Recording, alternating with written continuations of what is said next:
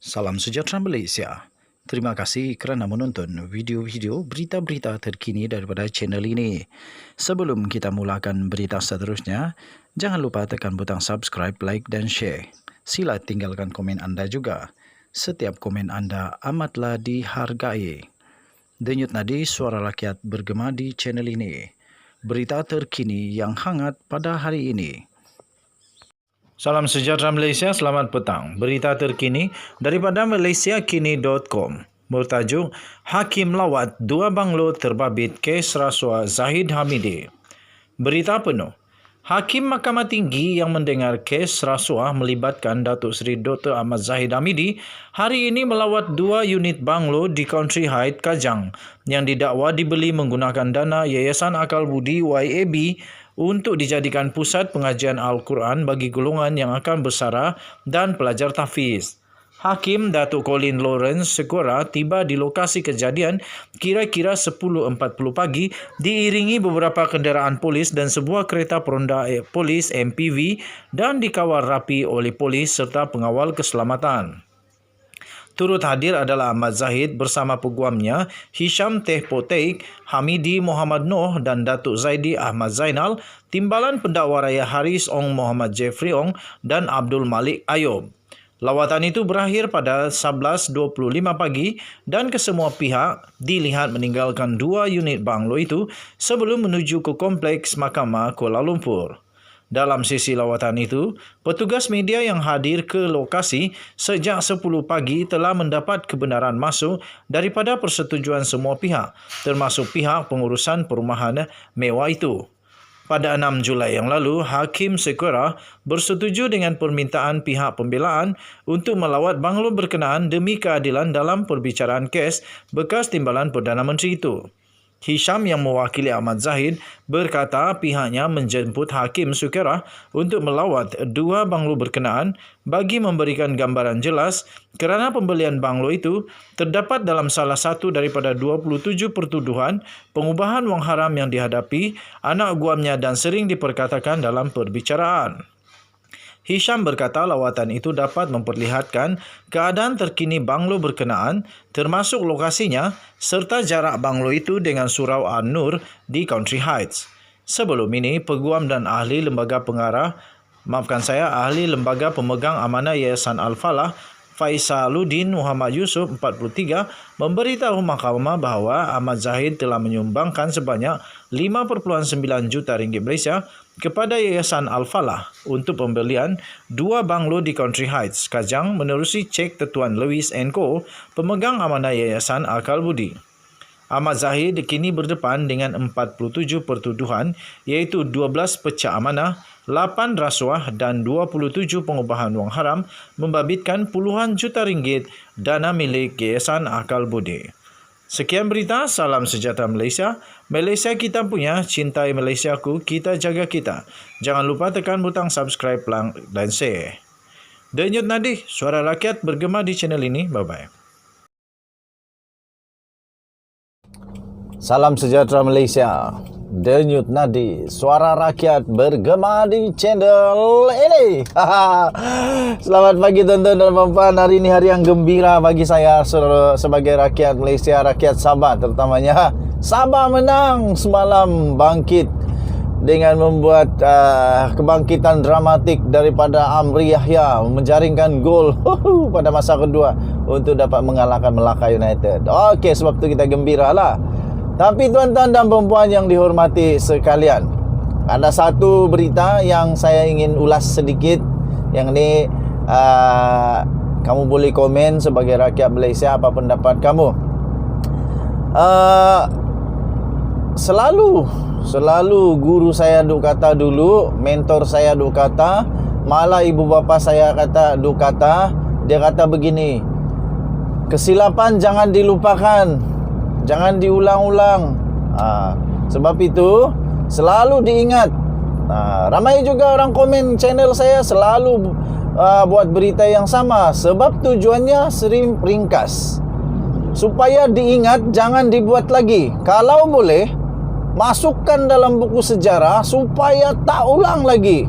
Ini memalukan negara, seperti kata hakim. Okey, terbaru ini tuan-tuan dan puan-puan yang saya tak setuju. Ini betul saya tak setuju. Minta maaf kepada Tok Matasan.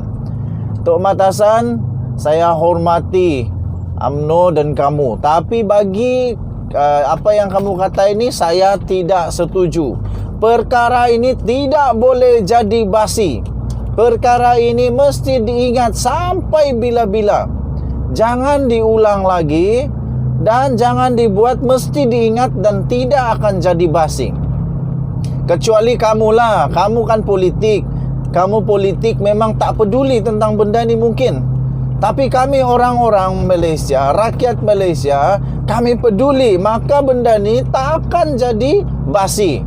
Macam mana jadi basi? Kalau ini dianggap basi, maksudnya ada peluang orang lain lagi untuk buat benda yang sama. Sebab akhirnya dianggap basi, akhirnya dilupakan, akhirnya tak apalah, itu biasalah politik. Jadilah orang politik yang penjahat, orang politik yang penyamun, orang politik yang selalu lupa. Jadi buat sajalah, nanti lupalah tu, lama-lama lupalah. Lama-lama lupa. Akhirnya orang politik buat suka hati sebab boleh kata nanti orang lupalah tu. Tok Matasan kata di dalam convention, kalau tak silap ucapan dia itu dalam convention BN Selangor, tapi diterbitkan di Sinar Harian. Dia kata isu kluster mahkamah 1MDB sudah basi. Tok Matasan kata isu kluster mahkamah 1MDB sudah basi. Minta maaf Tok Matasan, tak pernah basi benda ni. Timbalan Pengerusi Barisan Nasional, iaitu Datuk Seri Muhammad Hassan, menyifatkan isu kluster mahkamah dan isu 1MDB yang dibawa oleh pembangkang sudah basi. Beliau turut mengambil contoh semasa pilihan raya negeri Johor dan Melaka sebelum ini, di mana rakyat di dua negeri berkenaan sudah tidak mempedulikan isu terbabit. Mahkamah peduli. Memanglah rakyat mungkin tidak peduli, tapi mahkamah tetap peduli ya. Mahkamah tetap peduli. Katanya ini disebabkan isu berkenaan sering digunakan oleh pembangkang, terutamanya Pakatan Harapan. Of course lah, orang dekat Johor, Melaka dah tak peduli lagi dah dengan 1MDB. Bahkan orang menderu berkerumun bekas Perdana Menteri Datuk Seri Najib Tun Razak katanya.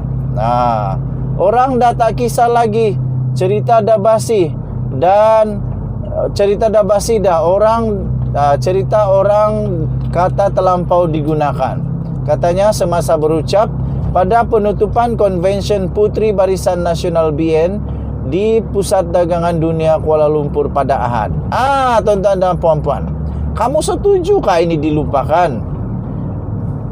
Mungkin rakyat boleh lupa, tapi mahkamah tak boleh lupa. Jangan lupa. Salah tetap salah. Tok Matasan, saya sangat-sangat hormat dengan Tok Matasan. Tapi benda ni saya tidak setuju. Satu-satunya perkara yang paling saya tak setuju, kalau benda ni sudah dianggap basi dan tak perlu lagi dilupakan terus. Tak boleh lah. Mana boleh macam ni. Inilah yang terjadi. Nanti akhirnya ahli politik jadi ahli politik yang sudah dimanja. Nanti lupalah tu. Nanti lupa akhirnya. Jadi semulalah nanti. Jadi tak boleh basi. Pakatan Harapan, walaupun saya bukan penyokong Pakatan Harapan, tapi Pakatan Harapan kena terus bising tentang perkara ni. Menang atau kalah, ya of course, salah satu daripada yang perlu diperingatkan kepada rakyat benda ini. Benda ini. Jadi tuan-tuan dan puan-puan, betul jugalah Pakatan Harapan mungkin kena cari modal politik yang lain selain daripada 1MDB, selain daripada kluster mahkamah. Cari modal yang baru, idea yang baru kalau nak kalahkan Barisan Nasional. Tapi pada masa yang sama, saya fikir Pakatan Harapan tak boleh berhenti untuk memperkatakan tentang perkara ini. Kenapa? Supaya supaya semua ahli-ahli yang berhormat, menteri kah tak menteri kah, ada jawatan penting dalam parti atau tidak ada jawatan penting dalam parti kah, yang penting setiap kali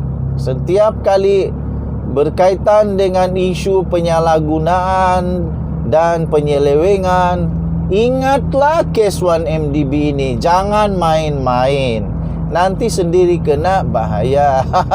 Nanti sendiri kena terpaksa tunjuk dekat muka dan kata padan muka. Okey. So, apa pendapat kamu pula rakyat Malaysia? Betulkah kes ini 1MDB ini sudah basi dan perlu dilupakan? Nah, lupakan aja. Pada saya tidak boleh dilupakan. Rakyat mungkin boleh terlupa, mahkamah tak boleh lupa. Harus diteruskan sehingga selesai dengan bukti. Kalau salah, tetap salah.